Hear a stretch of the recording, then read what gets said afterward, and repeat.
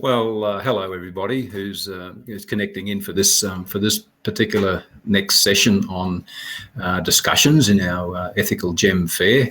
We're going to unpack this story about transparency and traceability, and the statement is transparency and traceability is it the whole story.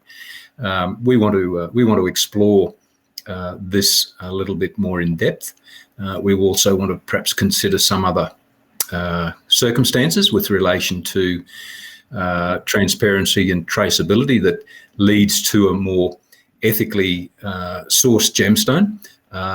And also, I think we also want to probably delve into a little bit more about our relationships, both upwards and downwards in our supply chain, and how those relationships, certainly in my view, and I would suspect in Hewan's and Stuart's views, form a fundamental cornerstone of really what we do.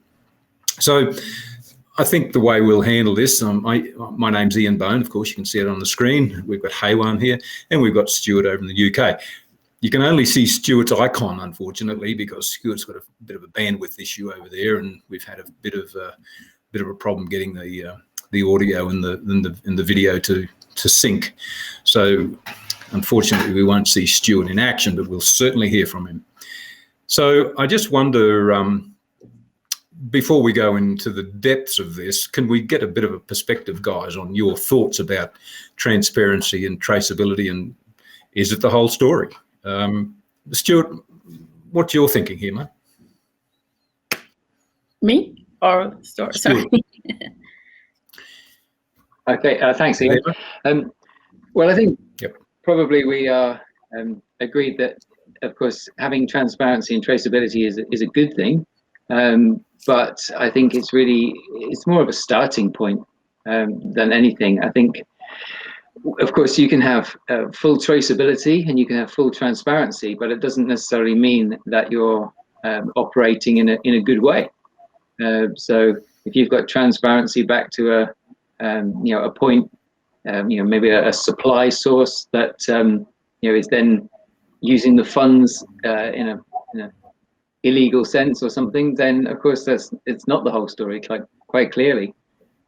So what I think is that for our industry, which has been notoriously poor at being transparent and offering our customers essentially the level of traceability they should expect, then these buzzwords that we hear, the transparency, the traceability that we hear so often, really that's an aspiration, I guess, across the industry that we should all have, but as a starting point, as a foundation block, to then say, yes, I'm being transparent, yes, my gemstones are traceable, and this is where they're traceable to, and this is the information I can give you about them.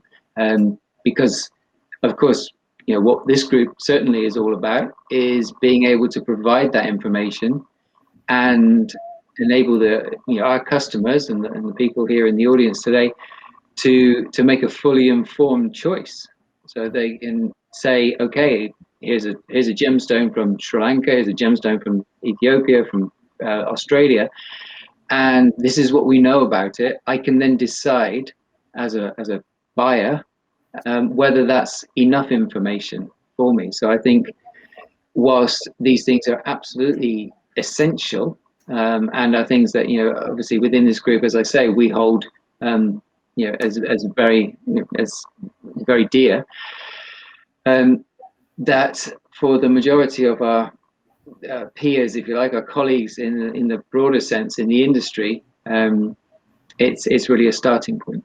So that would be my initial thoughts on it. Yeah, well, we'll certainly look a bit more closely at some of those points that you raised, Stuart, particularly regarding that being those points being a starting point, and then move on from there to try to focus a little bit more indefinitely on specific cases of where we can go to from there to add, or to value add, if you like, on top of those fundamentals. Hewan, how about yourself? What's your thinking in this in this particular space of transparency and traceability, the whole story, or not, and or what can you what's your views on taking this forward? So my view and my perspective on the transparency and traceability is a whole story. No, that's not all what we do. We do, like Stuart mentioned, it's a starting point for us, which is going to give us to know our gemstones, is where it's coming from, who's bringing it out, is it traceable, is it transparency, do we get information, who mine it, and all that. But that's not the whole story. The whole story is pretty much, not in my definition only, as a supplier, as a group, what we do, what are we bringing out? Are we connecting? We're connecting, creating a connection between the miners to all the way to the consumer, which is including transparency and that. And also, what are we giving back to the community? What we're putting into, the community of the miners? What are we bringing to the designers? Is it something they know their story? Not only their stories. What are we been putting into that to all the paths coming, the gemstone from where it's mined, where it's been found, where it's its origin, who mined it, where we bought it. That's not all at all. We're putting up, building up, supporting the community and the supply chain in the ground, creating a fairness, and then pretty much changing the industry into a whole different direction. And we're like practicing into like a fair trade, where some of the things has not been there, and most consumers, they were not even aware of. We're pretty much creating awareness as well, and supporting and development. That's our most of us are what we're doing. And pretty much literally we are the chain and creating the awareness between we're connecting and then creating a bond between miners all the way to the consumer. The consumer, even the designers buy the stone from us, they make it into jewelry, and the consumer is gonna know where that's stone been mined out, what has been done, what's been supported, what's been given out. That's another way of I see it. Yeah. Look, again, of the same sympathies there and the same views as you both are, and I guess in some ways, we regard ourselves as a linchpin within the supply chain, or within the process of the extraction of the gemstone, right through to the final use of the gem by the designer for the pleasure of the client. And as much as traceability and transparency is a fundamental starting point, as what Stuart mentioned, and yourself, Hewan, it is more than just that. So I want to talk a little bit about, or try to unpack this a little bit more in terms of the relationship side of things. And I thought I'd start at the top end of the relationship, if you like, or at the elevated point of the relationship, or particularly in the relationships with our community, the people who are listening in here today, designer makers. And if I can sort of probably illustrate a bit historically of what the case has generally been in terms of the supply of gemstones into the market. It's been a very transactional approach. Historically, you've had the gem dealer, the word I don't like at all, by the way, I prefer supplier, the gem dealer supplying material into a market purely based on a transactional approach, purely based on the beauty of the gemstone. And that's important. I'm not denying that, and I'm not taking anything away from the importance of the beauty of the gem. But we're approaching this from a whole different perspective, including the beauty of the gem, plus these other factors such as transparency, traceability, and all the other types of activities such as social development opportunities, contributions back to the community, etc. But it's the relationship, as far as I'm concerned, and I see it's the relationship that we are building with designer makers in terms of us enabling them to better do their job, to better do their work, to better be able to satisfy their clients, in terms of telling those stories and in terms of informing them about the particular gemstones that they may or may not be buying at that point of time, and enabling them to make that choice. And just picking up on Stuart's view here, and I wanted to make some more remarks about this shortly, that choice of being able to choose between a particular gem, it might be a similar gem from a particular dealer compared to another dealer or another supplier that has this full back-end story. And I think that's where we're coming from as a group, to enable that fuller understanding. So Stuart, can you give some examples here, mate, in terms of how you really facilitate this process in terms of implementation of the story with your designer customers, and how you regard this within your business at 1948? Yes, I can, and I think it's an important point that you make, that as you know, in recent years, in the last, say, 10 to 15 years, possibly, in general, I would say, we've come to expect a lot more information about the things that we purchase in our daily life. So whether that's our food, our clothes, whatever it happens to be, I know that I'm certainly more aware of where those things have come from. I mean, you only have to go and sit in the average coffee shop, and you will probably see the story of the coffee beans on the wall somewhere, and you'll be able to read, and you'll be able to see photographs. You'll be able to go to the website and see videos of the whole path of even something as much as a cup of coffee. And of course, we're dealing in products that are significantly higher value than just a latte or a cappuccino. And so I think, of course, in line with this general movement of expecting more information, that our customers, of course, are wanting to know more about our gemstones. And as you say, it's important for them, not only for themselves, but also because they need to convey that story to their customers, because their customers equally have this expectation. And so within 1948, we, of course, by default now, we're providing as much information as we can about our supply chain. So that information could come in terms of things like this, so webinars, podcasts, all that kind of information, videos, photographs, all the usual evidence, if you want to call it that, that people come to expect of the things that they're purchasing. In addition, I think because we operate, we're quite fortunate to operate in Sri Lanka, which is a very open environment in terms of its gemstones and its gemstone mining operations, that we've had really many more than I expected people come to visit us even there. So we were able to actually take people on little tours around the mines to show them our cutting facilities, and they can see things firsthand. And like I say, much more than I ever expected. We've had people do that, especially from the UK, but also from the US and other countries. So we've got this then also not a completely unbiased, but a slightly unbiased opinion that they I see John's there now on his way. See that in the chat. But then, of course, those people, whether they're customers or not, they go back and they post on social media, and they write blogs and all those kind of things. So it gives the wider audience an insight into what we do. So it's like I said in the opening comments, that it's all about this transparency that really has been lacking in our industry.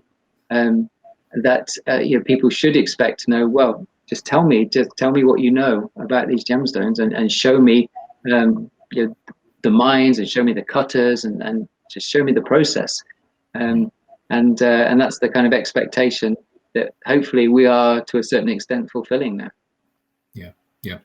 Yes. Of course, not always.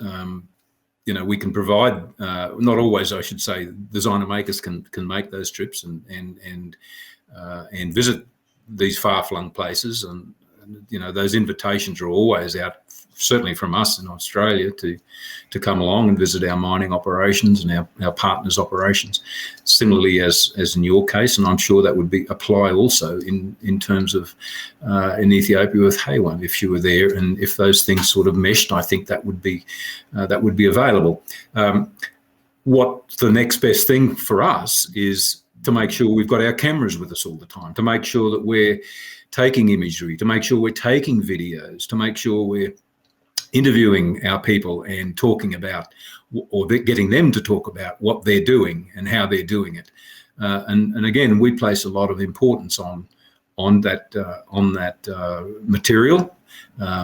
We've got a pretty comprehensive YouTube channel now with various aspects of our business that reveal and show where we are, what we do, how we do it, and the people that we work with.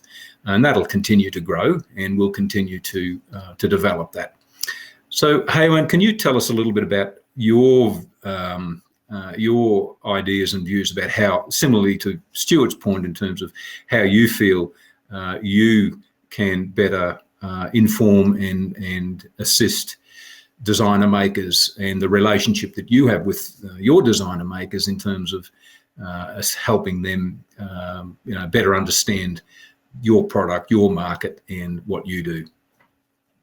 Well, from Stuart's point and yours as well, and all of us as in the group, what we do is not only creating, showing the transparency or the traceability. It's what we do pretty much, and assure our not only our clients, our designers, all the way to assure we're not the only one. We're making the difference in the purchase of the gemstones. It's all the way to the consumer. It's the down the line chain. It makes the difference. That's what pretty much I see we're doing. Like, I can buy, I don't have to necessarily travel all the way to Ethiopia to buy from the miners Ethiopian gemstones. I can just buy it from wholesale in Tucson and resell it as a gemologist. Very simple. Send it out to any cutters in Thailand or Jaipur or in Sri Lanka, and then provide that or supply to whoever want to buy it. But that's not the case in our situation and in my situation. I started with a consciousness, like pretty much this business it has something we all put on our heart, our consciousness to make a difference in other people's life. It's not only us, it's the designer contributing, it's the consumer themselves are contributing when they're buying that gemstones, that finished jewelry.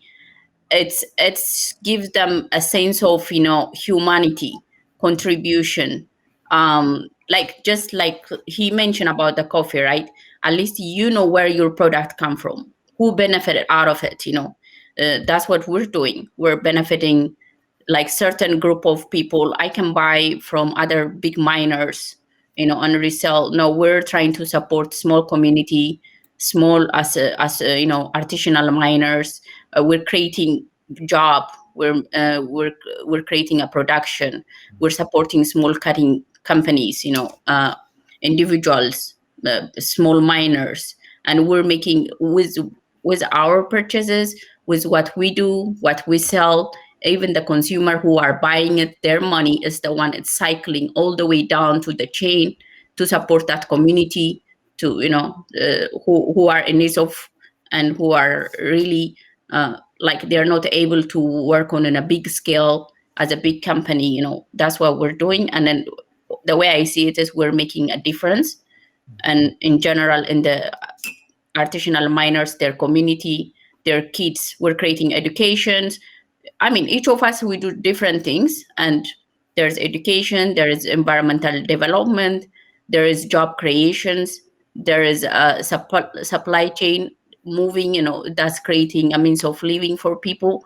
So the way I see it is that we all contribute, and our consumers also, as by giving them this information, like you said, yeah, we might not have all these things on the video now. Technology has changed, this is recording, showing our work, what we do in the ground, why we have to travel all the way down there and making an effort. That's going to be an assurance to show our consumers, our customers, our clients what we're doing and how much of a change we're making in this industry in general. Pretty much, we're small, but it makes a huge difference in everybody's life down the ground. Like 1% life changing, getting education, getting a job, getting their kids going to school.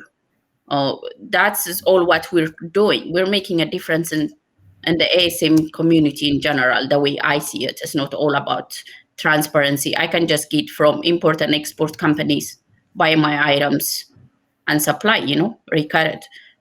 That's the way I see it. Yeah, really important points there, Hewan.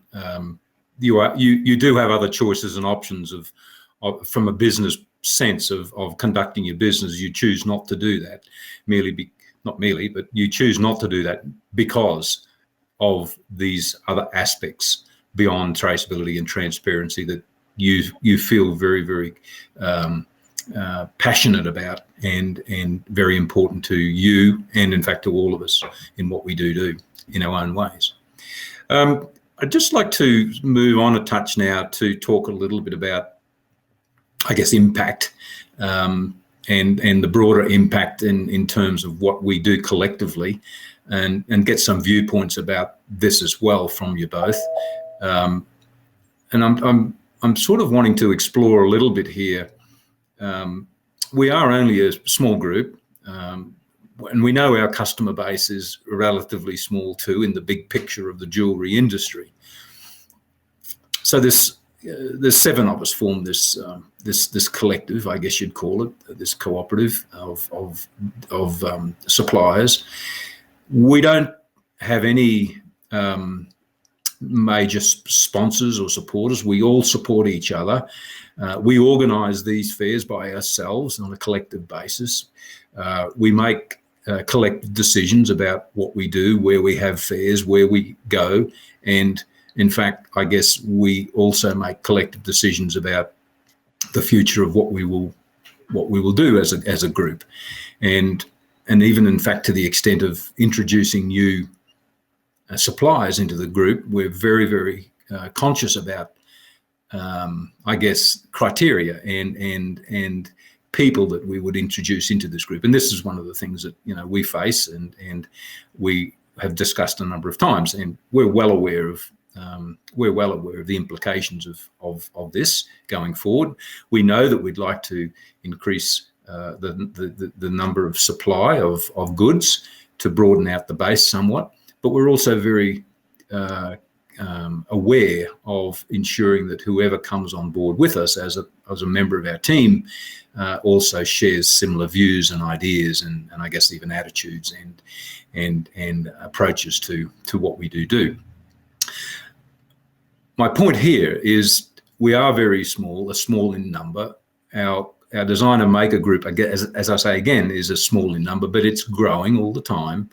And I just wanted to find out what your thoughts are about where you see this positioning of us as a force for change in the industry per se, given traditionally that the industry has been very grey and very I guess obtuse or even vague in terms of this whole matter of traceability, transparency, and all those other important points that we're making. So, Stuart, what's your thoughts about this in terms of what you see the future of being this whole movement and where you see us being placed in that?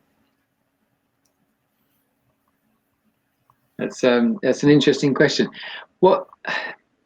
What I see, certainly since I came into the industry just over 10 years ago, is that this topic has really become quite prominent within the industry. So I think if you go back a decade or so, then the topics that we're talking about right now would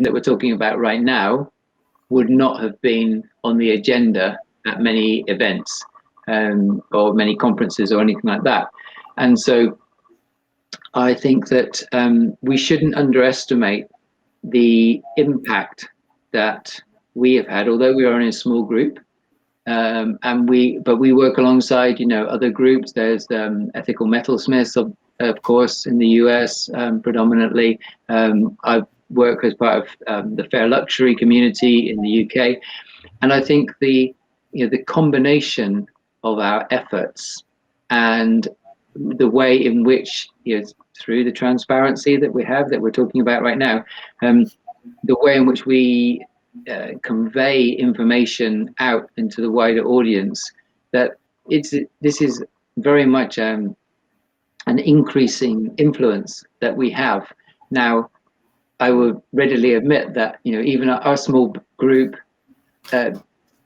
if one major brand makes a decision or makes a statement, they can have a much bigger effect than we might have in 5 years of our activities or longer.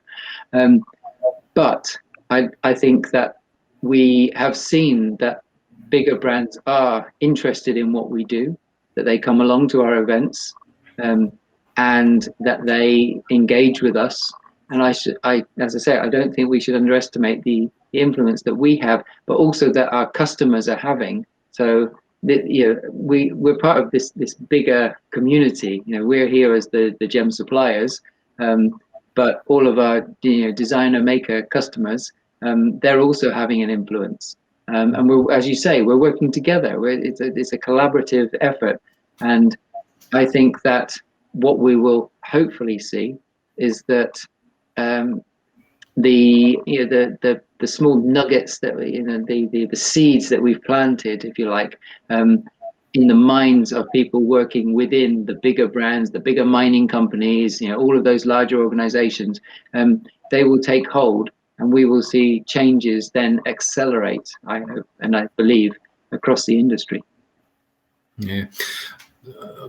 Positive words, Stuart, and I share similar sentiments and hopes, of course. Hewan, would you like to make some remarks here with regard to what you think where we are positioned as a group and going forward slightly into the future? I think as where we're positioned as a group is like, in my sims, we're very small, and maybe we're not doing much compared to big companies. We're not selling large quantities, and then that means we're not, flowing big money into the mine, or we're bringing into our own benefit. But what we do is not the monetary only. It's all the effort we're putting in is much bigger than what I'm not trying to be discriminating big companies and big miners, but based on having been as an African, being grown up and knowing the resources and knowing the gemstone resources is like nowadays are like, there is a major like the resource people at the ground and the resource, they benefit literally nothing. Most countries, that's happening. So what we're doing is as a group, as a supplier, it doesn't matter where we are from, Sri Lanka, Australia, and East Africa, or Brazil, we're making a difference in every other places where really small incomes, where there are small miners, and we are the model for the future coming other miners or suppliers of gemstones. In the future, we're creating pretty much a model and an example how we should be treating the whole supply chain, from mining, cutting, consumers, designers, and how we're creating that bond between. Before there was no bond, everything come from different places, get manufacturers, and then the consumer are just wearing their jewelries and they don't know where it comes from. But nowadays, our generation has changed, technology has changed, information is out there, people are demanding, they want to know where their product is coming, consumer are demanding, designers want to know where they're buying their material, and as well as the same as the supply chain and the ground, the miners, they want to know where their material is going, what is becoming into. A lot of them, they didn't know even it turned out into becoming a beautiful jewelry, which they lost value for it. That's creating, information. We're flowing information from up and down from both, the supply chain, and I think we're creating a great model if we continue as a group, and I believe we're going to grow and we cooperate and we work on a different part of the world.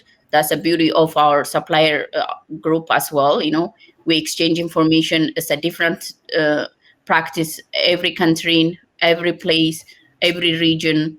And I mean, I feel like we're going to be creating a good example for coming suppliers as a gemstones supplier and for other designers as well. Thanks, Hewan. I think, again, very useful points, very informative points, and this discussion should go on further, and I think we'll carry this further on into the future, into the year's future. I think generational shift is on our side. That's another aspect that we can explore further. Attitude shift is on our side. Our side meaning more information, more exposure, more stories to be told, and the elimination of the greyness, if you like, and of supply chain unknowing. Look, we're run out of time now, and I'm just conscious of this, so we'll probably move on. And thanks for listening in to our conversation, and we'll move now over to our tables, and please feel free to come and join us. Thank you very much. Thank you.